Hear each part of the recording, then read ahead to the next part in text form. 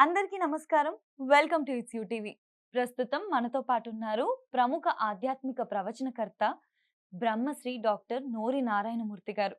గురువుగారితో మాట్లాడి RV tours and travels వారు నిర్వహిస్తున్న ఎన్నో యాత్రల యొక్క విశేషాలేంటి?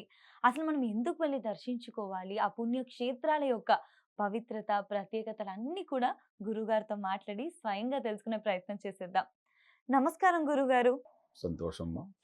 గురుగారు, శ్రీలంకలో అసలు హ్మ్. ఏ ప్రదేశాలున్నాయి? ఏ పుణ్యక్షేత్రాలున్నాయి? మనం వెళ్లి చక్కగా దర్శించుకోవాలి అంటే, శ్రీలంకలో మనం వెళ్లి దర్శించుకోవాల్సిన క్షేత్రాల యొక్క గొప్పతనం, ప్రత్యేకత మీ మాటల్లో మాకు తెలియజేస్తారా? శ్రీలంక కూడా హ్మ్. భారతదేశంలోదే హ్మ్. ఒకప్పుడు. హ్మ్.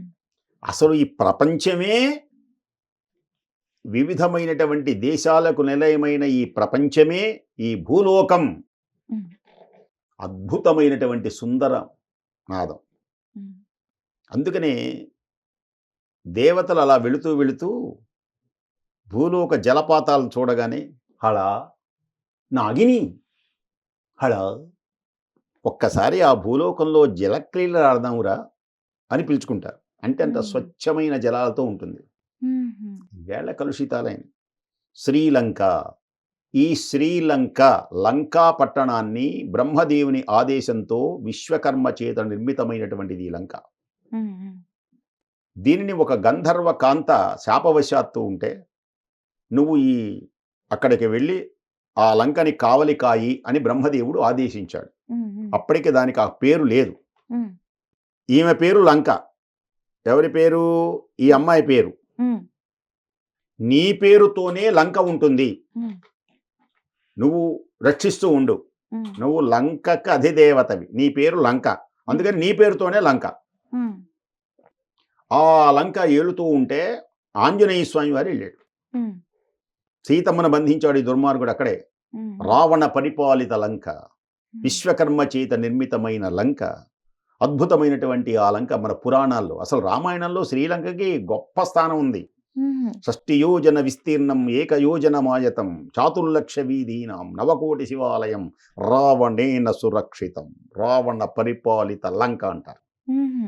ఆ లంకలో ఆంజనేయ స్వామి వారు సీతమ్మ కొరకు వెళ్ళాడు. సీతమ్మను బంధించాడు అక్కడ. హ్మ్. హ్మ్. అలాంటి పుణ్య ప్రదేశాన్ని మనం చూడొచ్చు.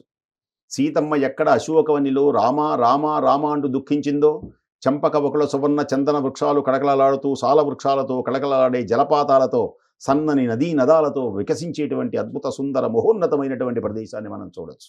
హ్మ్. రామాయణంలో సుందరకాండ ఈ లంకను గురించే మొత్తం. లంకలో జరిగిన సంగతులే చూపిస్తారు. ఓకే. ఓకే. భారతదేశంలో జరిగిన సంగతి చూపించడు. సుందరకాండము అని ఒక కాండం ఉన్నది. అవునవును. సుందరకాండ మొత్తం లంకే. హుహు. ఇప్పుడు ఆ సుందరకాండ చదివితే లంకను గురించి చెప్పినట్టే లెక్క మనం. ఆహా! ఆంజనేయ స్వామి వారు వెళ్తాం, ఈ లంకని ఫళామని కొట్టడం, హ్మ్. ఆ లంక ఓడిపోవడం. హ్మ్. హనుమా శ్రీరామనామ ప్రచారకుడవు నీవు, హ్మ్. జయరామతత్వ విశారదుడవు నీవు, వెళ్ళిరా, నన్ను ఇంతవరకు జయించలేదెవడు, హ్మ్. నీ చేత ఓడిపోయినాను గారిపి వెళ్ళిరా అంటే ఆంజనేయ స్వామి వారు లంకంతా చూస్తాడు. హ్మ్. అలాంటి అద్భుతమైనటువంటి లంకలో నవకోటి శివాలయాలతో కళకళలాడేది.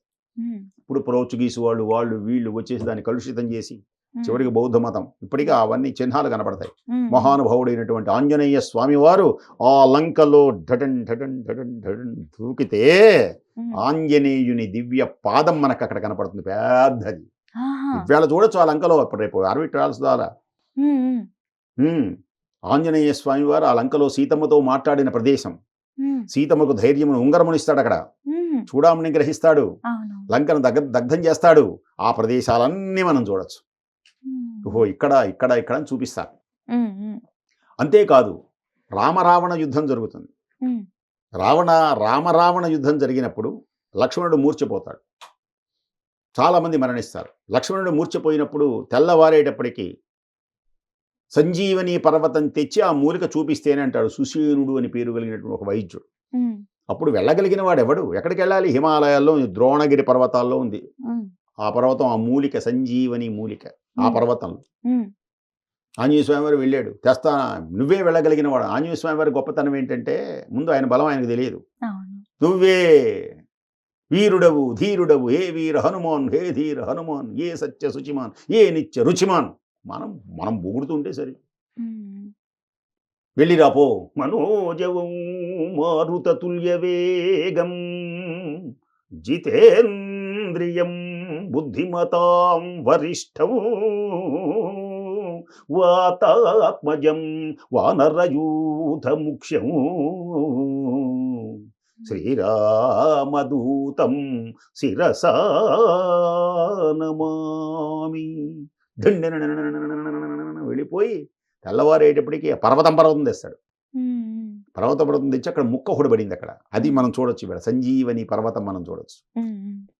వాళ్ళందరిని బతికించాడు మహానుభావుడు. అలాంటి దివ్య తేజోమయమైనటువంటి లంక, హ్మ్. సుందరమైనటువంటి లంక, దగ్ధం చేసినటువంటి లంక మళ్ళీ రీకన్స్ట్రక్షన్ చేస్తున్నాడు రావణాసుడు. హ్మ్. అలాంటి అద్భుతమైనటువంటి లంకలో జలపాతాలు, హ్మ్. అద్భుతమైనటువంటి ప్రకృతి దృశ్యాలు, సముద్ర తరంగాలు చాలా కన్నుల పండువగా ఉంటాయి. హ్మ్.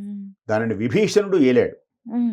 ఎవరు ఏలాడయ్యా అంటే రావణాసురుడు మరణించిన తర్వాత విభీషణుడు ఏలాడు. హ్మ్. విభీషణుడు ఎవరంటే రామభక్తుడు. హ్మ్. అక్కడనే రాముల వారికి ఇస్తానంటాడు. మీ అయోధ్యది వద్దు రామా, హ్మ్. నేను నీ పాదదాసుణ్ణి, హ్మ్. నా కిరీటం పెట్టావు కదా, హ్మ్. ఈ కిరీటాన్ని మీ పాదాల దగ్గర ఉంచుతాను, ఈ రాజ్యం మీకు ఇచ్చేస్తాను, ఎరుకో స్వామి అంటాడు విభీషణుడు. హ్మ్. అప్పుడు రాముడు విభీషణుడితో అంటాడు, విభీషణ, హ్మ్. నా అయోధ్య జన్మభూమి. ఏ వ్యక్తి అయినా జననీ జన్మభూమిశ్చ స్వర్గాదపి గరీయసి. కన్న తల్లిని జన్మభూమిని ఎవరూ మరువకూడదు. హ్మ్. ఎంతటి అందముగా ఉన్నా, నా కన్న తల్లి ఒకవేళ పేదదై ఉన్నా, నా తల్లికి మంచి గుడ్డలు నేను కొనుక్కుంటాను, హ్మ్. నా తల్లిని ఆనందపరుస్తాను. హ్మ్. అంతేగాని నా తల్లిని కాదని ఇతరుల తల్లులు గొప్పది, నిన్ను గౌరవిస్తాను. హ్మ్. లంక గొప్పది అంటాను, కానీ నా తల్లి నాకు గొప్పది, నా జన్మభూమి నాకు గొప్పది అని దేశభక్తి అంటే ఏమిటో, ఎలా మాట్లాడాలో రాముడు మనకు నేర్పాడు గనక అలాంటి ఆదర్శవంతుడు రామచంద్ర ప్రభు అడుగిడి దివ్యమైనటువంటి ప్రదేశం. ఆ లంకా సామ్రాజ్యాన్ని మనం ఆనాడది ఇప్పుడు శ్రీలంక, మన వీళ్ళందరూ మన ఆర్బిట్ ట్రావెల్స్ వాళ్ళు చక్కగా మనకు చూపిస్తారు. ఇప్పుడు నేను చెప్పినవన్నీ ఇంకా ఇంతకంటే బ్రహ్మాండంగా అక్కడికి వెళ్ళిన తర్వాత ఇంకా బాగుంటాయి. అలాగే అక్కడ లంకాయాం శాంకరీమాత, అష్టాదశ పీఠాలలో మొట్టమొదటైనటువంటి శాంకరీమాత మనకు ఆ లంకలో మనకు దర్శనమిస్తుంది. లంకలో ఉంది ఇప్పుడు ఆమె, అంటే మన దేశమే అంటానికి గుర్తు. అష్టాదశ పీఠాల్లో మొట్టమొదటి పీఠం అక్కడ ఉంది లంకలో, మొదటి పీఠం. లంకాయాం శాంకరీమాత, శాంకరీదేవి మనకు ఆ కొండల మీద దర్శనమిస్తుంది. సంతోషం. అద్భుతంగా వివరించారు గురుగారు. ధన్యవాదాలు.